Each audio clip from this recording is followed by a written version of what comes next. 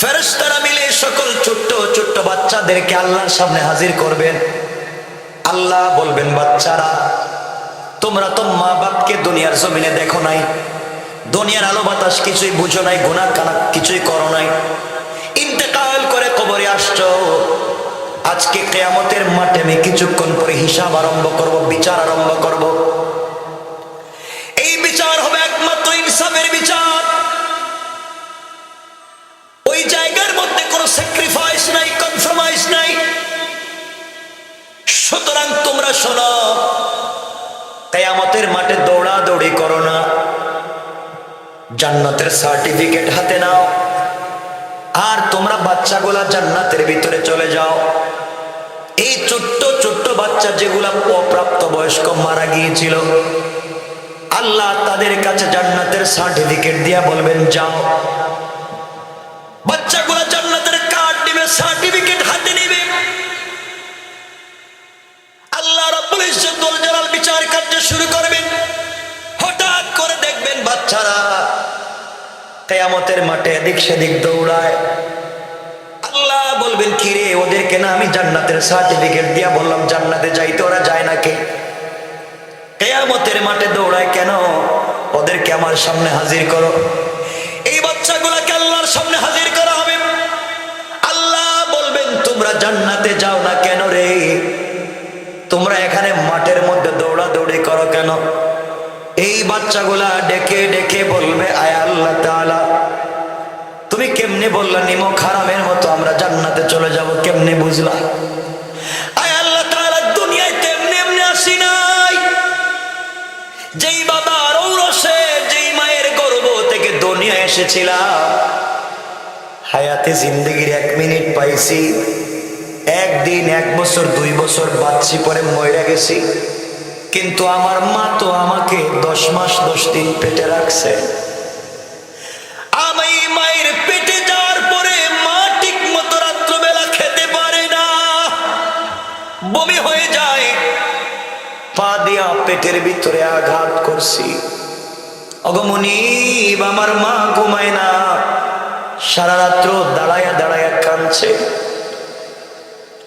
ডেলিভারির সময় কত মা, ডাক্তার যখন বলে এই বাচ্চাকে দুনিয়া নিয়ে আসতে হলে বড় বিপদ, যে কোনো একজনকে বাঁচানো যাবে, হয়তো মাকে বাঁচানো যাবে, না হয় বাচ্চা, যে কোনো একজন। কত মা আছেন এমন সময় ডাক্তারকে বলেন, ডাক্তার প্রয়োজনে তুমি আমাকে মেরে ফেলো, আমি বাঁচতে চাই না, আমি যেন মরে যাই, এরপরে আমার বাচ্চাটাকে দুনিয়ায় তুমি সহি সালামতে নিয়ে আসো। আমায় মরে গেলে আমার কষ্ট নাই, আমার বাচ্চাটা দুনিয়ার জমিনে ভালো থাকুক। মা ছাড়া এই কথাগুলা কেউ বলবে না। ওগো মুনিব, আমার মা আমাকে নিয়ে কত কষ্ট করছে, আমার বাবা আমাকে নিয়ে কত স্বপ্ন দেখছে, কিন্তু আমি দুনিয়ায় বাঁচি নাই। আজকের দিনে আমি কেমনে জান্নাতে চলে যাই? আমি প্রয়োজন বুঝে আপনি আমাদের জান্নাতের সার্টিফিকেট নিয়ে আনেন। আল্লাহ জান্নাত চাই না। যেই মা বাবার কারণে দুনিয়ায় 1 মিনিট বাঁচার কারণে আপনি জান্নাত দিয়েছেন, ওই মা বাপকে জান্নাতে না দিলে আমরা কোনো সময় জান্নাতে যেতে পারি না। আল্লাহ রাব্বুল ইজ্জত ওয়াল জালাল বলবেন, বাচ্চারা শোনো, অভিমান করো না, আমি আল্লাহ কাউকে কিছু দিলে ফিরাইয়া নেই না। সুতরাং যাও যাও, তোমরা খুঁজো কিয়ামতের মাঠের কোথায় তোমাদের মা বাবা আছে। যেখানে মা বাবাকে পাওয়া যায়, ওদেরকে খুঁজে খুঁজে তোমরা যাকে মন চায় তাকে সুপারিশ করে জান্নাতে নিয়ে যাও। সুবহানাল্লাহ ওয়াজ করে পড়েন। একবার রাসূল পাক নিজেই নামাজ পড়াচ্ছেন, 4 রাকাতের নামাজ। কে পড়াচ্ছেন? নবীজি নিচে। সুবহানাল্লাহ বললেন না? আর জোরে পড়েন না সুবহানাল্লাহ, আরো জোরে পড়েন না সুবহানাল্লাহ। আসরের 4 রাকাতের নামাজ রাসূল পড়াচ্ছেন। 4 রাকাতের নামাজ 3 রাকাত পড়িয়া সালাম ফিরিয়ে দিছে। কয় রাকাত পড়ানোর দরকার ছিল? কয় রাকাত পড়াইছেন? কয় রাকাত? ইমামকে বিশ্বনবী। সুবহানাল্লাহ বলেন। আরে ইমাম তো বিশ্বনবী, আর মুসল্লিকে জানেন? আবু বকর, ওমর, ওসমান, আলী, তালহা, জুবায়ের, জাফর, হানজালা, খালিদ ইবনুল ওয়ালিদ, সমস্ত বিশ্ববিখ্যাত সাহাবীরা রাসূলের পিছনে রাসূল নামাজ পড়াইছেন 3 রাকাত। এখন তো আমরা হইলে তো মায়ের শুরু হয়ে যেত। নবীজি নামাজ সালাম ফিরাইয়া মুসল্লিদের দিকে তাকায়া বসছেন। এখন কে জিজ্ঞাসা করবেন রাসূলকে, ইয়া রাসূলুল্লাহ নামাজ 3 রাকাত পড়লেন কেন? জবাব দেন, কে বলতেছেন? আবু বকর আস্তে আস্তে ওমরের হাত ধরলেন। ভাই ওমর, তুমি কি আসো? কাশি তো। নামাজ কয় রাকাত হইছে? আমি জানি না। জানো না কেন? নবীজি কয় রাকাত পড়ছে? আমি জানি না, আমি বুঝছি 3 রাকাত, কিন্তু আমি বলতে পারবো না। তুমি বলো না কেন? ও ভাই, আমার দেখিস কয়েস না, আমার দরকার নাই। 6 রাকাত হয়েছে, 6 রাকাতই থাকুক, কিছু বলার দরকার নাই। আবু বকর রাসূলকে কিছু বলতে চায় না, ওমর রাসূলকে কিছু বলতে চায় না। দুজন মিলিয়া গেছে উসমানের কাছে, কাছেই বসে উসমান, ভাই নামাজ কয় রাকাত হয়েছে? আপনাদের মনে কয় রাকাত হয়েছে? আমি জানি না, আপনারা কোন? আমরা দুইজন বলতেছি নামাজ হয়েছে 3 রাকাত। আমিও জানি নামাজ হয়েছে 3 রাকাত। আবু বকর বলছেন, ভাই উসমান, তুমি তো জিন্নুরাইন, রাসূলের 2টা মেয়েকে বিয়ে করেছ, তোমার অনেক সম্মান রাসূলের কাছে। আমাদেরকে রাসূল দেখলে যতটুকু ইজ্জত করেন, তোমাকে দেখলে 100 গুণ বেশি করেন। সুবহানাল্লাহ বললেন না? যে কথায় কথা চলে আসে, ইজ্জতের মাসলা গেলে আরো দূরে চলে যাবে। বাদ, রাসূল পাক সাল্লাল্লাহু আলাইহি ওয়াসাল্লাম তোমাকে ইজ্জত করেন, তুমি একটু বলো না রাসূল নামাজ পড়েছেন 3 রাকাত। ভাই আমি মসজিদ থেকে বাইরে গেলাম, আমি নামাজে আসছি, এটা তোমরা রাসূলকে বলার দরকার নেই। নামাজ 3 রাকাত হোক আর 5 রাকাত হোক, আমি কিচ্ছু জানি না। দরকার হলে সারা জিন্দেগি 3 রাকাত পড়ুন, কিন্তু রাসূলকে কিছু জেগেতে পারবো না। সুবহানাল্লাহ বললেন না? কি সম্মান, কি ইজ্জত! ওমর বলতেছে, ভাই উসমান রাগ করিস না, আমরা 3 জন হয়েছি তো, এখন দেখি আলী আসেনি। পিছন দিকে তাকায় দেখেন আলী তো বাইটা খাটো ছিলেন, খাটো, পিছনে বসে আছে। আলীর যে গেলেন, কেউ নামাজ কয় রাকাত হইছে? হইছে তো 3 রাকাত। কিছু কইবা? তোমরা 3 জন কি করো? আমরা শিখাও কেন? তোমরা 3 জনে কি করো? 2 জন রাসূলের শ্বশুর, ডাইরেক্ট শ্বশুর, আর একজন তো 2 মেয়ের জামাই, আমার চাইতে তো বহুত বড়। 3 জনে বলো না কেন? এই কথা বলার পর উসমান আস্তে আস্তে মসজিদে বাইরে গেছে। আমার দরকার নেই, মায়েরা খাইলে তোমরা খাও, ভেজাল হইলে তোমাদের, আমি কিছুতে নেই, আস্তে করে বাইরে গেছি। ওমর কথা, আমিও যাওয়ার দরকার, থাইকে লাভ নাই। 4 জন একত্রিত হয়েছে। 4 জন একত্রিত হয়ে চিন্তা করতেছে, রাসূল তো 3 রাকাত পড়েছেন, এটা ঠিক, কিন্তু জিজ্ঞাসা করা লাগবে 3 রাকাত কেন পড়েছেন। রাসূলকে কেমনে জিজ্ঞাসা করা যায়? 4 জন মিলে হযরতে বেলালকে ডাকছে, বেলাল এদিকে আসো না। বেলাল কি হইছে? আজকে একামত দিছে কে? বেলাল কত? আমি দিছি। রাসূলের নামাজ পড়েছে কয় রাকাত? 3 রাকাত। তাহলে তুমি পিছন দিক থেকে বললা না নামাজ 3 রাকাত হয়েছে? আমি কেন বলবো? আমি ডাইনি বামে দেখতেছি ওমর আবু বকর বসে আছে, তোমরা করলা কি? তোমরা থাকতে আমি জিজ্ঞাসা করতে যাবো কেন? আমার বিপদে ফেলাইও না, আমি গরিব মানুষ, এখানে মুয়াজ্জিনি করে থাকি, তোমরা আবার কোনটা বলবো আমার চাকরি যাইব। তোমরা যা মন চাই করো। 4 জন মিলে বলতেছে, বেলাল তোমাকে রাসূল শুধু ভালোবাসেন না, রাসূল বলছেন জান্নাতে গেলে জান্নাতে যে ঘোড়ার পিঠে রাসূল থাকবেন ঢোকার সময়, এর লাগাম থাকবে তুমি বেলালের হাতে। রাসূল মেরাজে গিয়া বেলাল তোমার পায়ের আওয়াজ জান্নাতুল ফিরদাউসে শুনেছেন। তুমি বলো না নামাজ কয় রাকাত হয়েছে, আমরা পিছনে আছি। বেলাল কয়, আমি বললে যদি কোনো অসুবিধা হয় আমি বলে দেব, তোমরা 4 জন আমারে পাঠাইছো। যদি রাসূল কিছু আমারে বলেন, আমি বলবো হে রাসূলুল্লাহ আমি কিচ্ছু জানি না, এই 4 জন বুদ্ধি দিয়ে আমার পাঠাইছে। কি সুন্দর ভালোবাসা! রাসূল পাক ইসলামের কাছে বেলাল গেলেন, সালাম দিছে, সামনেই তো বসা, সালামে মুসাফা করছে।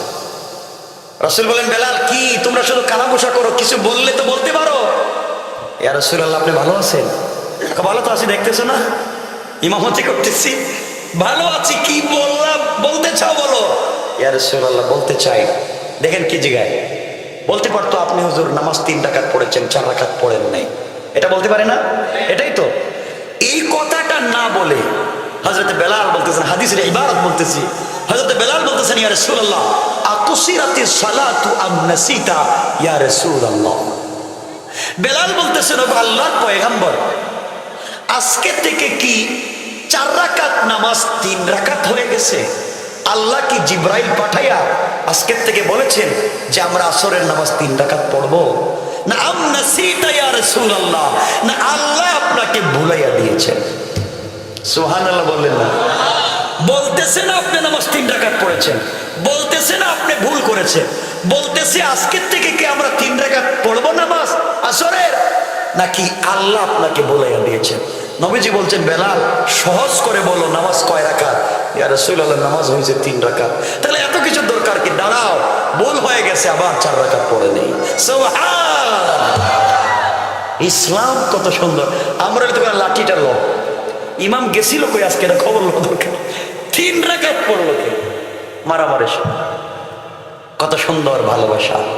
রাসূল পাক একদিন ঘরে শুয়ে আছেন, এভাবে শুয়ে আছে, হাঁটু থেকে নাভি পর্যন্ত কাপড় দিয়ে ঢাকা, ঘরের ভিতরে কেউ নাই, নবীজি, নবীজির স্ত্রীরা, আমাদের মায়েরা, হাঁটু থেকে নাভি পর্যন্ত ঢাকা। এমন সময় ঘরে নক করেছে, কে? ইয়া রাসূলুল্লাহ, আমি আবু বকর। আসো। দরজা খোলা। আবু বকর ঢুকলেন, ঢুকে দেখেন রাসূলের নাভি পর্যন্ত কাপড় আছে, শরীরটা খোলা, শুয়ে আছেন বিছানায়। কিছুক্ষণ পরে আবার এসে ডাক দিলেন, কে? ইয়া রাসূলুল্লাহ, আমি ওমর। আসো। আসলেন। কিছুক্ষণ পরে আবার ডাক করেছেন, কে? ইয়া রাসূলুল্লাহ, আমি ওসমান। রাসূল বলছেন, থামো, আসার দরকার নেই, দাঁড়াও। এরা দুইজনকে আমরা আসলাম বললেন, আসো। আসলাম। ওসমান আসতে বললেন, থামো, ব্যাপারটা কি? রাসূল উঠলেন, ভিতরে গেলেন, কাপড় পাল্টালেন, গোটা বডি ডাকলেন, সুন্দর লেবাস পরলেন, নিজের দরজাটা খুলে দিলেন। সুবহানাল্লাহ বললেন না? ওসমান ভিতরে ঢুকলেন, ওসমান চলে গেলেন, লম্বা ঘটনা সংক্ষেপ, সবাই চলে গেলেন। আবু বকর ওমর একদিন বলি, ইয়া রাসূলুল্লাহ, ওই দিন আমরা গেলাম, আমাদেরকে দেখে আপনি উঠলেন না, শুয়ে থাকলেন। আর ওসমান চাইতে উঠলেন, কাপড় চেঞ্জ করলেন, নিজে দরজা খুলে দিলেন, ব্যাপারটা কি? নবীজি বললেন, ওমর, আবু বকর, তোমরা জানো না আমি ওসমানকে দেখলে কেন লজ্জা পাই? এই ওসমানকে দেখলে আল্লাহর ফেরেশতারা পর্যন্ত লজ্জা পায়। ওসমান যখন রাস্তা দিয়ে হেঁটে যায়, আমার আল্লাহ মুস্কি মুস্কি হেসে বলে, ও তো রাসূলের 2 মেয়েকে বিয়ে করে গোটা জান্নাতটা ক্রয় করে নিজের হাতে নিয়ে ফেলেছে। সুবহানাল্লাহ। কেমন ভালোবাসা! এই ওসমান রাসূলের মেয়ের জামাই, হযরতে আলী রাসূলের মেয়ের জামাই, আবু বকর, ওমর, সবাই বসছেন। কথা শুনতেছেন আমার? সবাই বসছেন। নবীজি বলছেন, আজকে খাবার হবে, খাবার একসাথে খাবো। সবাই বলেন, ইয়া রাসূলুল্লাহ, আপনি বন্টন করে দেন।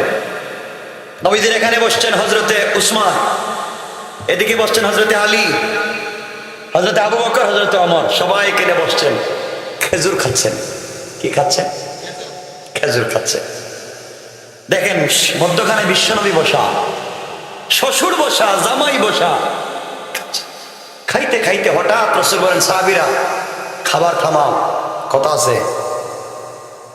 আবু বকর মনে মনে ভাবলেন, জিন্দেগি তো রাসূল এমন কাজ করলেন না, আজকে হঠাৎ করে বলেন খাবার বন্ধ, বন্ধ করো খাবার। দেখি কি বলেন।